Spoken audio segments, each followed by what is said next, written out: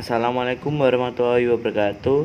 Nama saya Alvin Sauki Muhammad dari kelas XMIPA 4 ingin mengidentifikasi antara lumut, tumbuhan baku, dan tanaman tinggi. Untuk tema kali ini adalah membandingkan antara tiga tumbuhan itu dan manfaatnya agar kita lebih mengetahui secara detail antara lumut, tumbuhan baku, dan tanaman tingkat tinggi. Di sini mendapatkan lumut ya guys. Pengertian tumbuhan lumut. Pada umumnya tumbuhan lumut dapat tumbuh dengan mudah di tempat yang basah dan lembab. Tumbuhan lumut bersifat autotrof karena mempunyai sel-sel dengan plastisida yang menghasilkan klorofil. Tubuh lumut diselubungi oleh kutikula lilin yang dapat mengurangi penguapan berlebihan dari tubuhnya, sehingga memungkinkannya untuk dapat beradaptasi di lingkungan yang tak terlalu basah. Tumbuhan lumut tergolong sebagai Cormophyta berspora karena tumbuhan ini menghasilkan spora sebagai alat perkembangbiakannya. Tumbuhan lain yang juga termasuk Cormophyta berspora adalah tumbuhan baku. Tumbuhan lumut Bryophytes yang berasal dari bahasa Yunani yaitu bryon yang berarti lumut, sedangkan piton yang berarti tumbuhan, dimana yang kita ketahui bahwa setiap jenis-jenis tumbuhan lumut mempunyai ciri-ciri yang berbeda, namun ada juga yang hampir sama. Tumbuhan lumut ini biasanya berwarna hijau karena tumbuhan lumut memiliki sel-sel dengan plastid yang menghasilkan klorofil A dan B, jadi lumut bersifat autotrof. Tubuh lumut dapat dibedakan menjadi dua, yaitu sporofit dan gametofit. Yang berdasarkan strukturnya tubuh lumut, di mana tumbuhan lumut masih berupa talus menurut anggapan ahli.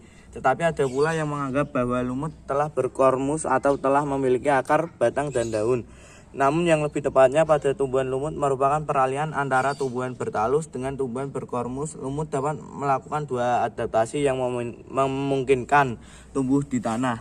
Adaptasi pertama, tubuh lumut diselubungi oleh kutikula lilin sehingga dapat mengurangi penguapan dari tubuhnya. Yang kedua, gamet-gametnya berkembang di dalam gametangium sehingga zigot hasil fertilisasi berkembang dalam jaket pelindung. Pada lumut belum memiliki jaringan pengangkut yaitu xilem dan floem, maka air masuk ke tubuh lumut secara imbibisi. Setelah itu didistribusikan ke bagian-bagian tumbuhan lumut secara diffus. Daya kapilaritas dan dengan aliran sitoplasma, sistem pengangkut yang dimiliki tumbuhan lumut membuat habitat tumbuhan lumut hanya dapat hidup di rawa dan tempat teduh.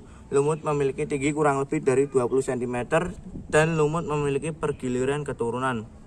Lumut berkembang biak dengan reproduksi seksual dan aseksual. Reproduksi tumbuhan lumut secara seksual ialah dengan peleburan antara spermatozoid dengan ovum dalam perantaraan air. Zigot hasil fertilisasi akan berkembang menjadi embrio, lalu itu sporofit diploid 2N yang memiliki sporangium kotak spora dan menghasilkan spora. Ciri tumbuhan lumut secara umum: 1. Merupakan bentuk peralihan antara tumbuhan yang bertalus dengan tumbuhan berkormus. 2. Tumbuhan lumut berukuran tinggi rata-rata kurang lebih 1-2 cm, yang paling tinggi mencapai 20 cm. 3. Tumbuhan lumut berbentuk lembaran. Tumbuhan kecil memiliki bagian yang menyerupai akar atau rizoid, batang, dan daun. 4. Dalam tumbuhan lumut mengandung sel-sel yang berkloroplas. Ya, di sekeliling kita terdapat paku ya guys. Tumbuhan paku merupakan organisme autotrof yang memiliki kemampuan untuk menyusun zat makanannya sendiri maupun untuk organisme lainnya.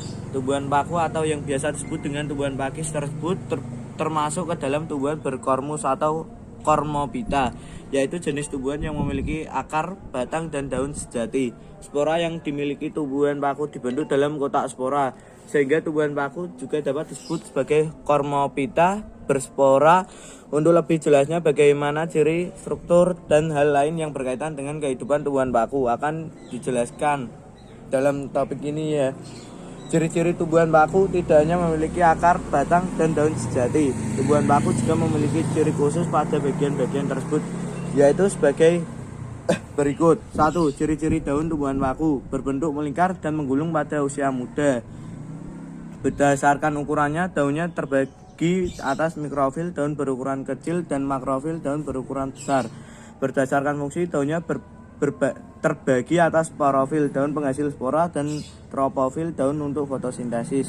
Namun meskipun Sporofil umumnya daun tersebut juga dapat melakukan fotosintesis yang disebut dengan daun troposporofil, yaitu tanaman sawo. Tanaman sawo adalah jenis tanaman yang berbuah secara sepanjang tahun. Tanaman mempunyai banyak kandungan yang dibutuhkan oleh tubuh seperti mineral, gula, vitamin, protein, dan lainnya. Klasifikasi dan morfologi tanaman sawo. Maka tidak heran buah sawo yang awalnya hanya tumbuh liar sekarang menjadi dibudidayakan sedemikian rupa. Tanaman sawo akan hidup dan berproduksi dengan baik pada ketinggian 700 mdpl. Ketinggian maksimal untuk menanam pohon ini adalah 1200 mdpl. Tinggi tanaman sawo bisa mencapai 20 meter dan jenis tanaman ini terhadap cuaca kering yang ekstrim. Klasifikasi tanaman sawo. Klasifikasi ciri-ciri tumbuhan sawo yaitu pohon besar dan rindang, bercabang rendah, batang berkulit kasar abu-abu kehitaman hingga coklat tua.